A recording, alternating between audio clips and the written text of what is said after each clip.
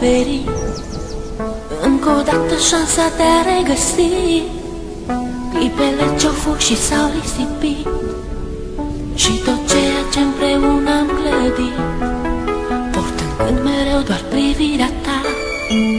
Realitatea nu o pot accepta. Ieri erai cu mine, azi nu mai ești. Ce s-au scris cândva au fost doar povești. Tu spuneai mereu trăiește-ți clipa, viața însă n-a putut ierta. Tu ești sus acolo printre îngeri, mi-a rămas doar amintirea ta. Vei rămâne în gândul meu, la bine și la greu, iar tot ceea ce-am făcut împreună ne va lega mereu. Vei rămâne în gândul meu, la bine și la greu, iar tot ceea ce-am făcut împreună ne va lega mereu. Astăzi cerul parcă e înnorat, totul în jurul meu îmi pare schimbat.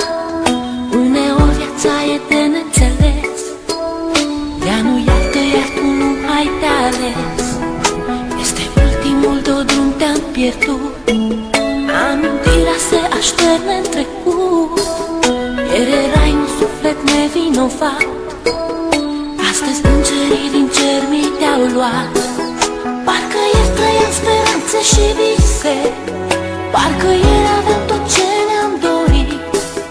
Tu spuneai că viața merge înainte, mă întreb oare chiar s-a sfârșit. Vei rămâne în gândul meu, la bine și la greu, iar tot ceea ce-am făcut împreună ne va lega mereu. Vei rămâne în gândul meu, la bine și la greu, iar tot ceea ce-am făcut împreună ne va lega mereu.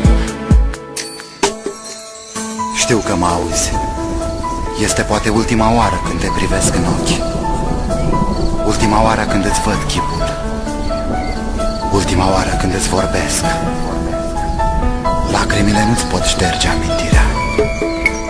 Ai ales un drum pe care nu există suferință, nici durere.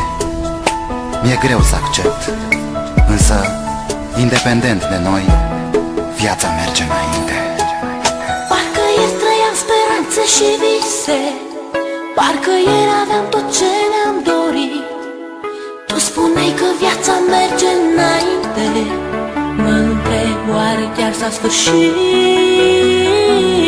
Vei rămâne în gândul meu, la bine și la greu, iar tot ceea ce-am făcut împreună ne va lega mereu. Vei rămâne în gândul meu, la bine și la greu, iar tot ceea ce-am făcut împreună ne va lega mereu.